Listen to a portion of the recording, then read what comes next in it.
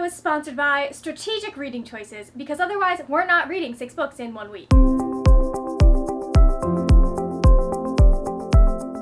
Hello my lovely friends, it's Margaret, and today I am bringing you my Vault-a-thon TBR. So the first round is going to be centered around Big Hero 6, which is one of the most iconic superhero movies that Disney has put out in a decade, I will say. I'm sorry for all you MCU fans, but like, Big Hero 6 is where it's at, guys. I've made it so that this is not a hard readathon to participate in. We have a group movie night, which will be September 21st at 7 p.m. Eastern Standard Time, and we're also going to have a live show on September 22nd. The time is to be announced, but I will be hosting it with these lovely people over here, and I will have all of their channels linked in the description box. So I'm going to go over my TBR for what I am reading for the week of Vault-a-thon, but make sure that you stick around to the end of the video, because I'm going to tell you how you can win a copy of Marissa Meyer's Renegades. Speaking of Renegades by Marissa Meyer, this is our group book for the week. If you read this book, you will have covered all 6 of the prompts. Me being the host and also being me, I felt like I needed to make an effort to read more than just Renegades in that week. It might be all I end up reading that week. In theory, I will be taking a break from writing that week, so like,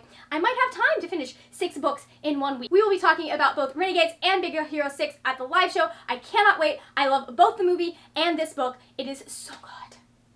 Just, you know, it has superheroes. You knew I had to, but I was going to be into it. So, without further ado, I am going to go ahead and get into my TBR, and I'm also going to recommend some books for you, just in case you're still looking for something to fit one of the prompts. So for the first prompt, San Fransokyo, which is to read a book that is set in a futuristic setting, I am obviously going to be reading Renegade. This takes place in the fictional city of Gatlin. We are decades and decades and decades in the future, and apparently people have developed superpowers. There's been this conflict between the anarchists and the Renegades. The Renegades came out on top, and they're kind of the ruling power of Gatlin City. They're doing their best to make sure that everyone is living the best life that they can live, whether they have powers or not. This book focuses on Adrian and Nova. Now, Adrian is the son of 2 of the most prominent Renegades. He is like kind of the golden boy. He's got some really interesting and cool powers, but he also has kind of like a deep dark secret that if he gets caught, he could be in a lot of trouble. We also have Nova. Now, Nova's uncle was the leader of the anarchists, and after the Renegades killed him, she got taken in by the remaining anarchists, and she's been raised by them. They are her family, and so she has been with them trying to figure out how do we take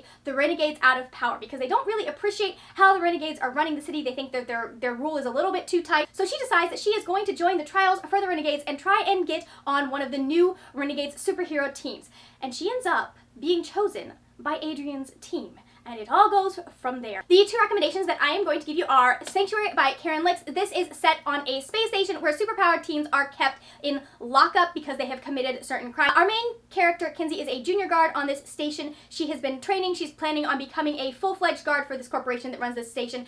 And so she ends up accidentally getting kidnapped by the prisoners as they're trying to stage a prison break. This was such a pleasant, like, surprise to read. I was not expecting to enjoy it as much as I did, but it is definitely, like, it's in space, it's in the future, and it's slightly similar to Renegades in that people have superpowers. I'm also going to suggest Brightly Burning by Alexa Donne. This is a retelling of Jane Eyre. This is about Stella, and she lives in a world where humanity has had to evacuate the Earth. She lives and works on the Stalwart as an engineer, but she really wants to be a teacher. And so she ends up taking a teaching job on this ship called the Rochester, which is orbiting the moon. And as she gets to this ship, she starts to realize that there are some shady things going on.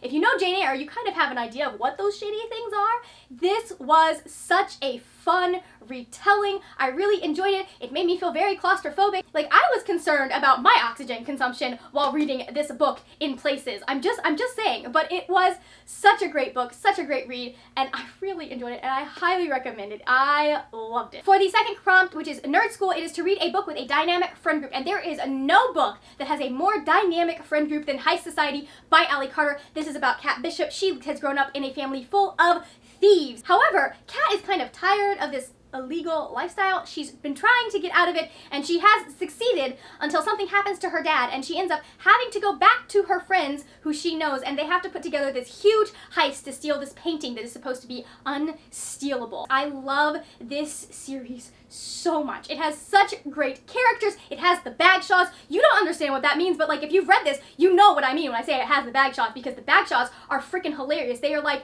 the Fred and George Weasley of the Heist world. I love them. It is such an underrated Allie Carter series, which is why I'm going to be reading it and recommending it to you because it needs more love, it needs more attention, and honestly, it deserved as many books as the Gallagher Girls series had. Now, for my second recommendation, you might have thought maybe we're gonna get through a whole video without Margaret talking about Percy Jackson. It has happened before, but since this is a recommendations video, I obviously have to recommend The Lightning Thief by Rick Riordan.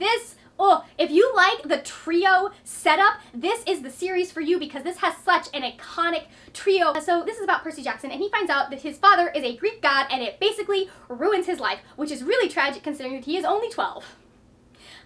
Percy needs a hug and a nap, and like for the gods to not mess with him for the next 20 years. If you don't know, this is my second favorite series in the world.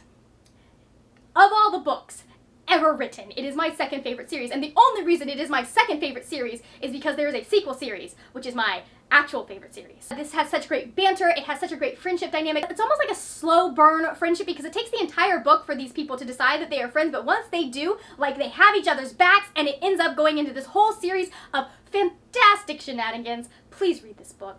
You don't have to love this book, but please at least try reading it, okay? Just listen.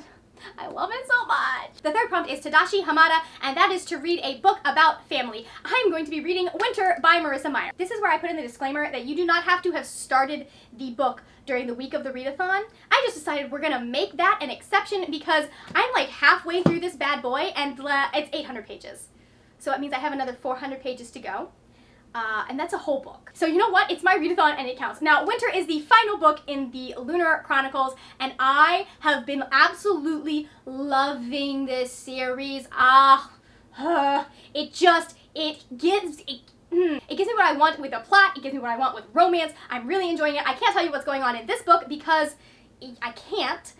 But it is a series of sci-fi fairy tale retellings, and it starts out with Cinder, which is a retelling of Cinderella. It's about Lynn Cinder, and she is a cyborg who has been working for the family that adopted her. Unfortunately, in her society, cyborgs aren't really seen as human, and so that just causes a bunch of problems. Just read the series, okay? Because it is so much more than just basic fairy tale retelling. Marissa Meyer has done such a good job of weaving in so many different conflicts so that it's not just centered around, oh hey, the girl needs to go to the ball. Like, there is so much more to this series, and I love it, and if you have been sleeping on it, let me tell you, you will regret it. My first recommendation is going to be Howl's Moving Castle by Diana Jones. If you can't tell, I absolutely adore this book. It is a disaster.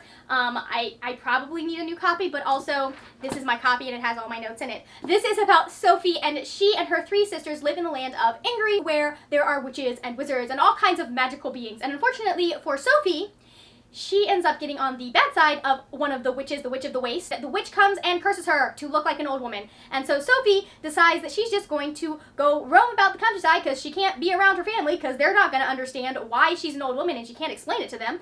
And she ends up running into the wizard Howl and his moving castle. Now, Howl is known for taking out the hearts of young girls and eating them or something like that. But Sophie, being an old woman both inwardly and outwardly, decides that she is going to become his housekeeper. It is fantastic. It is so funny and witty. It has the best chapter titles, my friends, the best. Like, you think the Percy Jackson type chapter titles are good? These are just as good or better. But it is, at its heart, a book about three sisters and them trying to figure out their place in the world. And also Sophie taking none of Howl's nonsense, which is absolutely the funniest thing you will have ever read. Still sticking with the fantasy trend, my second recommendation is going to be Strange the Dreamer by Laini Taylor. This is one of my favorite books of 2017. It is, look at this. Look at how tabbed this baby is. I loved it to pieces. It was amazing. This is about Laszlo Strange. He is a librarian and he is obsessed with this mythical city called Wheat. And then a delegation from Wheat shows up, and it turns out that this city that he has been studying his whole life is not so mythical. It also has a slight problem. There's really not much more that I can tell you without spoiling major things, but oh my gosh, Laini Taylor's writing is so gorgeous. Like, everyone wishes they could write as prettily as Laini Taylor does because she knows how to write a sentence. She does. She also knows how to take your heart and stomp on it. Oh, the ending of this book, you will want the second book, so like, just warning you on that one. It's not so much about real family because Laszlo is an orphan, but it is about found family, and it is beautiful and wonderful, and you need to read it, okay? Number 4, Underground Bot Fight. You need to read a book that is about a secret, and I will be reading Death Note the other way. I will be reading Death Note Volume 3 by Sugumi Oba. I'm not the biggest fan of it as of yet, but I'm giving it a few more volumes. It definitely has some secrets that are being kept on multiple sides. So I wanted to get a graphic novel in there, and so here we go. So speaking of books that are about secrets, I'm going to recommend The Butterfly Garden by Dot Hutchison. An FBI team has come in at the end of this traumatic event where they have found this harem full of girls that have been in, it's in like the New England countryside. Somebody influential and powerful decided that he wanted to keep a whole bunch of girls in captivity, and so they have found these girls, but they don't quite know what is happening. So they're interviewing one of the girls, trying to piece together who is at fault, what all has gone on, what exactly has happened in this butterfly garden. It is the first book in a fantastic thriller series that I am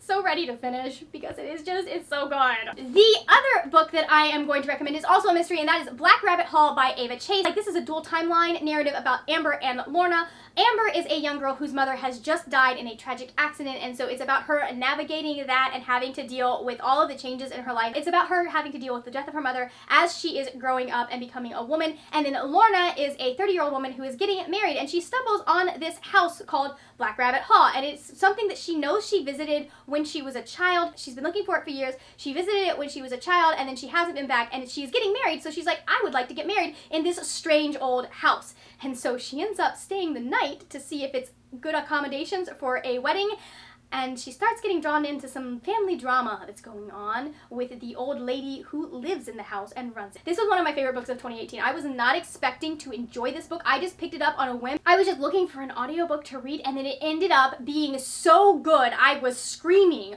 when this book ended. It just was so beautifully written and paced. It has such a great atmosphere. Yeah, you need to read it. The next prompt is Baymax, and that is to read a book with an unconventional hero. Again, I went for another graphic novel. In fact, I went for Death Note Volume 4 by Tsugumi Oba. So the Death Note series is about a boy who finds this thing called a Death Note. It has been dropped by a Shinigami or a death god, and since this boy has found it, it is now his. And if you write a human's name in this Death Note, they die. And so he decides that he is going to use it to rid the world of the evil in the world. The question is, in ridding the world of all these evil people, is he becoming just as bad as they are?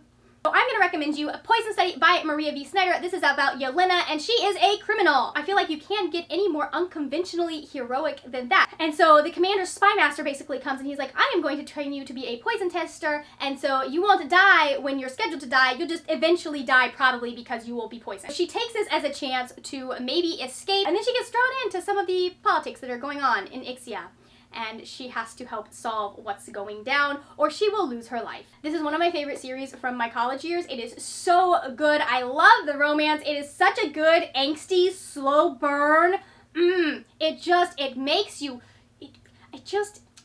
it hurts you in all the right ways, and it makes you frustrated in the best way. The other book that I'm going to recommend is Warcross by Marie Lu. This is about Imika. She is a bounty hunter. It is her job to hunt down these people who play this game called Warcross and have like broken the rules. Unfortunately for Imika, she gets caught breaking some of those rules, and so the creator of Warcross kind of pulls her in and says, there's this thing, this glitch that's happening in my game. There's someone who's being able to, just like you have, like write themselves into the game without being caught by my sensors. So I'm going to hire you to figure out who this person is. I really enjoyed this series. I picked it up in a whim because I heard it was good. It is so fantastic and complex. If you're a fan of like bad boy with a heart of gold type love interests, this is the book for you. It also has such a great cast of characters.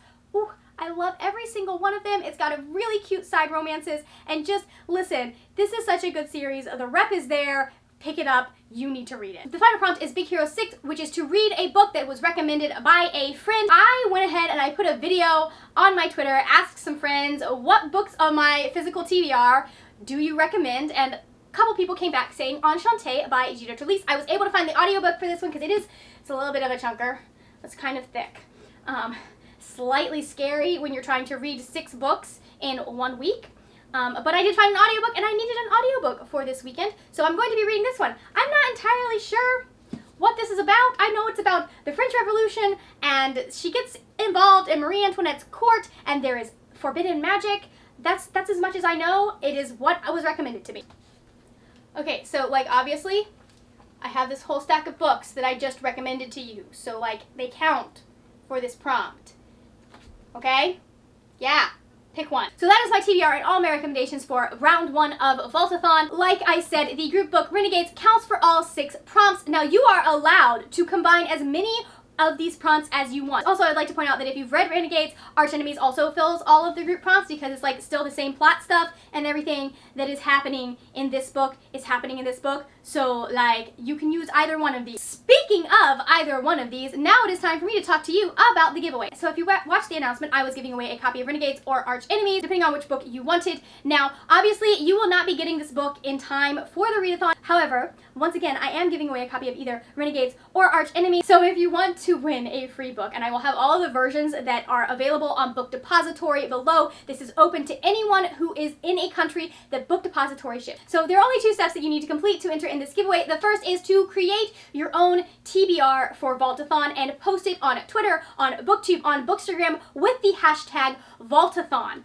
That is all you need to do. Just like take a picture of some books, write a list of books. Like, it doesn't have to be anything fancy. You can do a video if you would like. I would love it. Anything that says, hey, this is what I am going to be reading for Vault-a-thon counts. Then I need you to comment down below in the description box, done, and give me a link to wherever you posted that TBR. Please make sure that you include either your Bookstagram or your Twitter handle so that I have a way to contact you. The giveaway will be open until September 14th at 11:59 Eastern Daylight Time. I'm not entirely Eastern Time. Okay, I'm not entirely sure which Eastern Time we're in, but like Eastern Time. Whether you're entering in the giveaway or not, comment down below and let me know if you are joining in Vault-a-thon. I would love, love, love to have you join us for this readathon. I'm so excited, and I can't wait to tell you guys what the round 2 movie is going to be because it is another one of my favorites. But that will have to wait for the live show.